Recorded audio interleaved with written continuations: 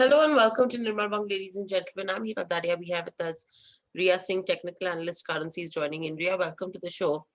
Ria, the Indian rupee has depreciated, although the economy is showing signs of recovery. Number one, what do you make out of this? Because I'm sure the dollar is also putting pressure. Right. So yes, the dollar has quite strengthened in the past few days, and this is definitely weighing on the strengthening of the Indian rupee. Also, true, there are recovery glimpses that are coming up in the data that has come in at the end of June 27, especially with respect to the power demand, retail, and recreation activity. So, also there is a quickening pace of vaccination, which should work for a strong, durable rebound in the second quarter fiscal. Uh, in addition to that, I think the pent up demand, the domestic policies that have been put in place, the investment that is coming into the capital market, and the agriculture sector will definitely lay grounds for a sharp recovery. But all these talks, is with respect to what we are forecasting in the coming quarters. The recovery glimpses that we are seeing is not that, the pace of the recovery is still very sluggish. This is the reason why not much of its effect is coming into the Indian rupee. So once the data recovery, paces up, accelerates a bit, we can definitely see some recovery happening into the rupee weakness. Plus, if you look at the current statement, from the finance minister, now on the keeping in mind the sluggish recovery, India has unveiled almost 50% expansion in its emergency credit program, which will support the healthcare and tourism sectors. So this will provide on tap liquidity for the banks worth around 500 billion rupees in order to extend the credit towards these mentioned sectors and get the vaccine manufacturing pace, you know uh, accelerate the same, and so that most of these vaccination drive at least reaches some peak by the end of March 2022.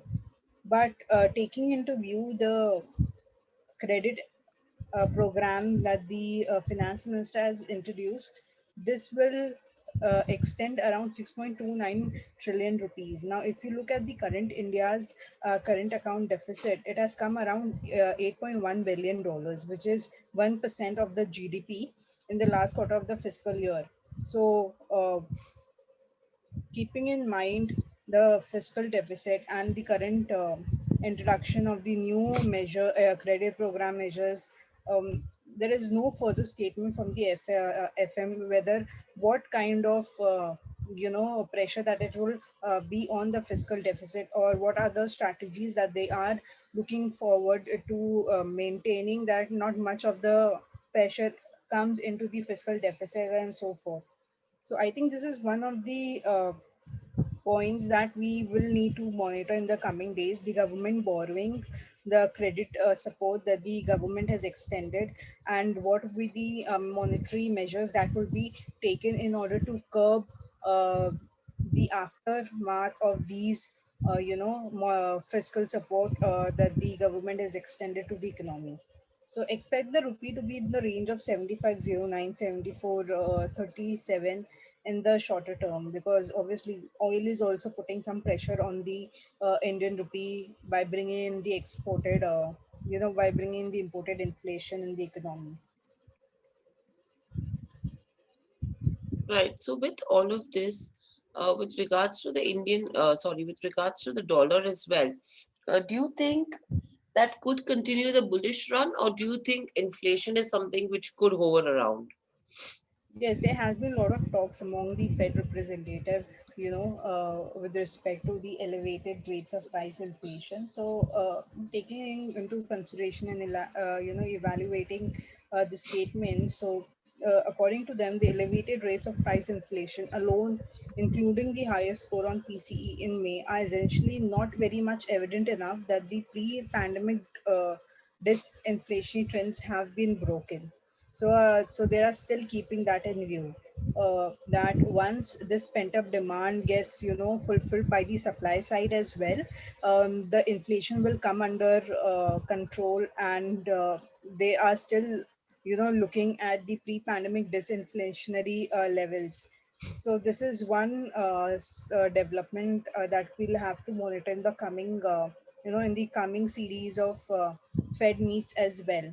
So keeping in mind the kind of recovery that we are seeing into the US economy altogether, there is a likelihood that the Fed might consider an interest rate hike from near zero as soon as late 2022, as the labor market reaches full employment and inflation is at the central bank's goal. So they are working quite efficiently towards that. So all in all, numbers are showing strong recovery, and this will lay the same in the strength of the greenback, where a strong rebound in the dollar index is witnessed and could extend this further towards 90 to 55, 90 to 75 for the coming sessions. Okay. With this, we are moving on to euro as well as pound. There is some signs of weakness that remain evident. So, do you think that's something that could continue? Yes, on part of the pound, yes, because if it has edged lower due to the data that have come in with respect to the UK economy. So the data is indicating that the economy has shrank more than the expected in the first quarter, as the potential impact of, even the Delta variant on the whole reopening schedule. So the UK's GDP numbers have come in, in the declining phase of 1.6% in the first quarter.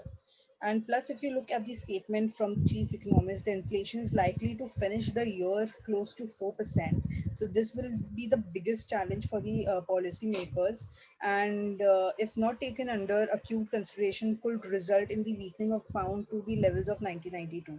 So this is one of the major, you know, uh, kind of inflation is the key consideration that needs to be worked on with respect to the pound as well. As far as euro is concerned, I think the vaccination drive is put forward to much better, you know, pace.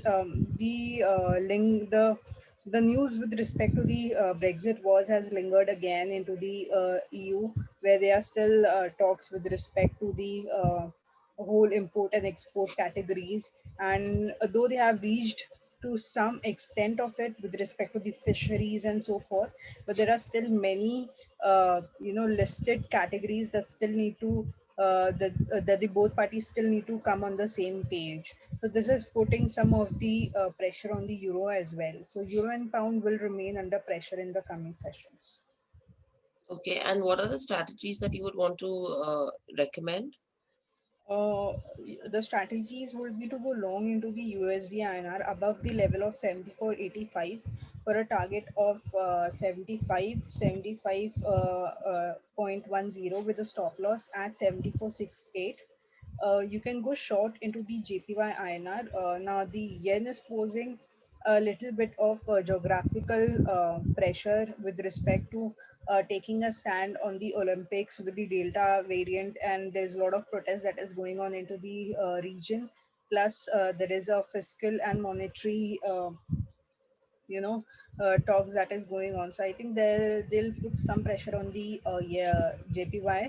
So you can go short into the JPY INR below the level of 66.94 for a target of 66.67, 66.55 with a stop loss at 67.15. Go short into the Euro INR as well below 88.62 for a target of 88.50, 88.37 with a stop loss at 88.82. All right. Thank you, Ria, so much for getting us those strategies and the views. Thank you, participants, for joining in as well. Thank you, Eden. Subscribe to our YouTube channel for in depth interviews of India Inc. and press the bell icon so that you do not miss our updates.